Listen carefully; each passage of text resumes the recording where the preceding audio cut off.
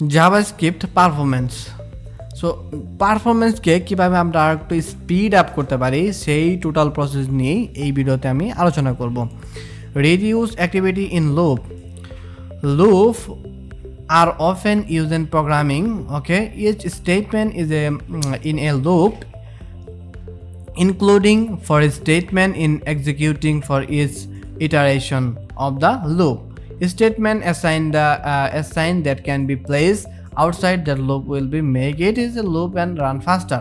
So আমরা normally loop কীভাবে লিখি, ঠিক আছে, লুপ কিন্তু এইভাবে লিখি, ফর লুপ লিখলাম, লেখার পর এখানে আমরা i equal to 0 এবং i এর ডট লেংথ পর্যন্ত যাবে, তারপর i প্লাস প্লাস দিয়ে দিলাম।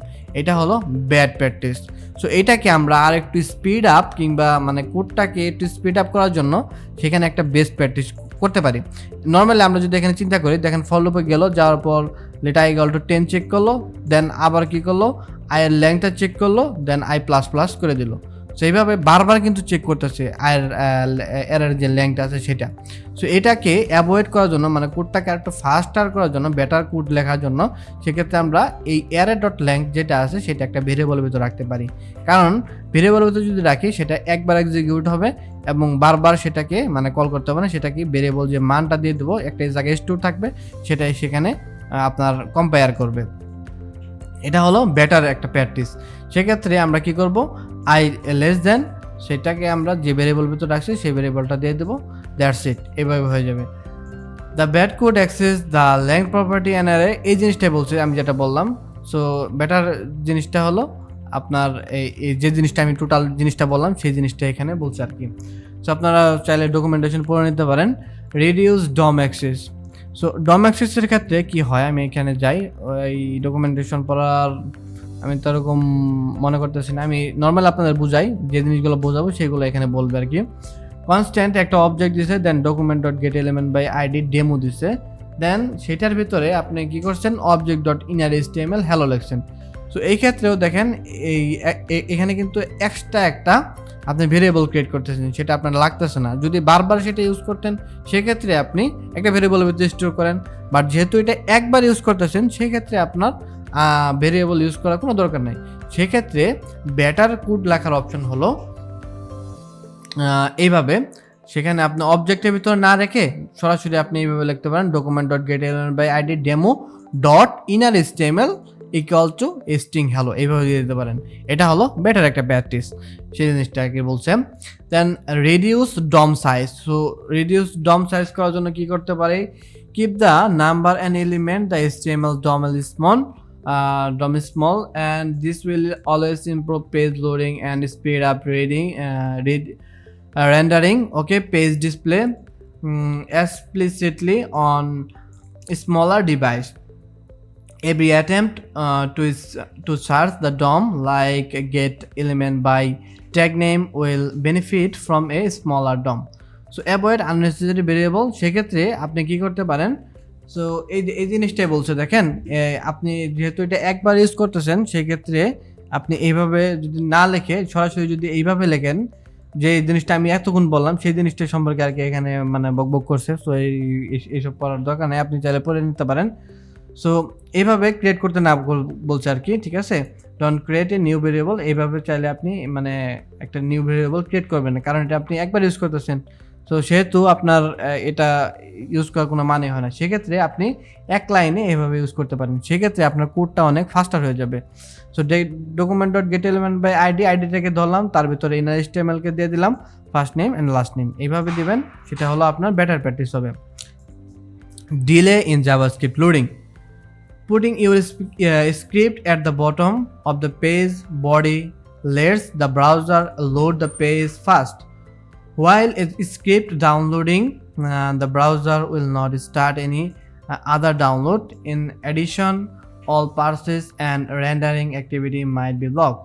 So এটা আপনার ব্লকের একটা কনসেপ্ট দিয়ে দিচ্ছে, সেক্ষেত্রে আপনি মানে নর্মালি আমরা যখন একটা স্ক্রিপ্ট লিখি, এখানে দেখেন ওই জিনিসটা বলছে, এই স্ক্রিপ্টটা কিন্তু আমরা নিচে লিখি সম্ভবত একটা HTML যখন কোডটা থাকে, এই যে দেখাই আমি, এই যে HTML যে একটা কোড থাকে, কোডের নিচে কিন্তু আমরা স্ক্রিপ্ট ফাইলটা, বডির নিচে কিন্তু আমরা স্ক্রিপ্ট ফাইলটা এইভাবে অ্যাড করে দিই। এখানে আরও অনেক HTML ফাইল থাকতে পারে।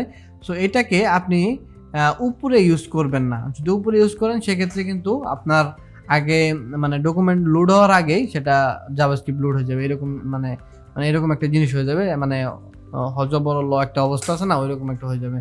সো ওইটা আপনি ইউজ করতে পারেন, জাভাস্ক্রিপ্টটা আপনি উপরে দিতে পারেন, সেক্ষেত্রে আপনাকে এই যে ডিফার ট্রু করে দিতে হবে। ডিফার ট্রু একটা অ্যাট্রিবিউট আছে, সেটা আপনাকে দিয়ে দিতে হবে।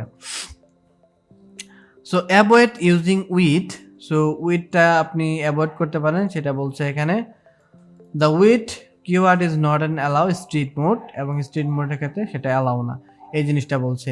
এবং লাস্টে আরও একটা টিউটোরিয়াল আছে, সেটা আমি এটার ভিতরে কভার করে দিতেছি, সেটা হলো জেস রিজার্ভড ওয়ার্ড। সো জাভাস্ক্রিপ্টের যে রিজার্ভড ওয়ার্ড আছে সেই সম্পর্কে কিন্তু আমরা অলরেডি জানি। সো এখানে সেই জিনিসগুলো নিয়ে আলোচনা করছে। Okay, in the JavaScript you cannot use this reserved word as a variable, label or function name. So এই যে রিজার্ভ কিওয়ার্ড আছে এগুলো চাইলে আপনি কোনো ভেরিয়েবল কিংবা ফাংশনের নেম ইউজ করতে পারবেন না, ঠিক আছে? এই জিনিসগুলো কি কি আপনি একটু দেখার চেষ্টা করেন। এই যে abstract, break, byte, cases and constant, delete, do, eval, final, এগুলো ইউজ করতে পারবেন না। এখানে দেখেন কিন্তু কয়েকটা আমাদের স্টার্ক মার্ক দেওয়া আছে, ঠিক আছে? এই স্টার্ক মার্কের অর্থ কি আমরা যদি নিচে দেখতে পারবো, ওয়ার্ড মার্কেট স্টার্ট আর নিউ ECMAScript 5 and 6। এটা হলো যেগুলোর ক্ষেত্রে যে আপনার স্টার মার্ক আছে সেগুলো 5 and 6 থেকে আসে ECMAScripটের ভার্সনে, ঠিক আছে? You can read more about different JavaScript version chapter, যেখান থেকে আপনি চাইলে সেটা দেখতে পারেন। ওকে, রিমুভ রিজার্ভড ওয়ার্ড, এবং এগুলাকে অ্যাড করা হয়েছে প্লাস এগুলাকেও রিমুভ করা হয়েছে ECMAScript 5 and 6 আসার পরে। এক্ষেত্রে আছে abstract, double, final, float and go to, and তারপর আছে হলো int, long, native and short. So এই কয়েকটা জিনিস আছে, এটা হলো আপনার জাভাস্ক্রিপ্টের ভিতর থেকে রিমুভ করে দেওয়া হয়েছে। And JavaScript object property and method, এই কয়েকটা হলো জাভাস্ক্রিপ্টের অবজেক্ট অ্যান্ড মেথড দিয়ে সেটাকে অ্যাড করে দেওয়া হয়েছে। সো এর ভেতর আছে অ্যারে, ডেট, ইভাল অ্যান্ড ফাংশন, এই কয়েকটা জিনিস সেখানে মানে অবজেক্ট অ্যান্ড প্রপার্টি আকারে দেওয়া হয়েছে, সেটা আমরা অলরেডি জানি। You should also avoid using name JavaScript built in object and property and method. So এখানে এটা কিন্তু বিল্ট ইন ভাবে আছে। সো আপনি চাইলে সেটাকে ওভারলোডেড করতে পারবেন না, কিংবা সেই নামে ভেরিয়েবল ক্রিয়েট করতে পারবেন না, সেই নামের ফাংশনও ক্রিয়েট করতে পারবেন না। যদি ক্রিয়েট করেন তাহলে আপনাকে ইরর দেবে, সেগুলোকে অ্যাভয়েড করার জন্য চেষ্টা করবেন। সেই জিনিসটা এখানে বলা হয়েছে ডকুমেন্টেশনে। And JavaScript reserve word, so reserve ওয়ার্ডও জিনিসগুলো আছে, সেখানে আছে get classes, Java and Java array and Java classes and Java object and Java packages. So total এখানে সব কিছু দেওয়া হয়েছে। আদার রিজার্ভ ওয়ার্ড, এবং আদার রিজার্ভ ওয়ার্ডও এখানে দেওয়া হয়েছে, আপনি চাইলে সেখান থেকেও দেখে আসতে পারেন। ওকে, এই জিনিসগুলো আপনার মুখস্থ করার দরকার নেই, জাস্ট কোড করতে করতে করতে করতে আপনার এক সময় হয়ে যাবে আর কি, ঠিক আছে? জাস্ট এখানে দেখে রাখেন।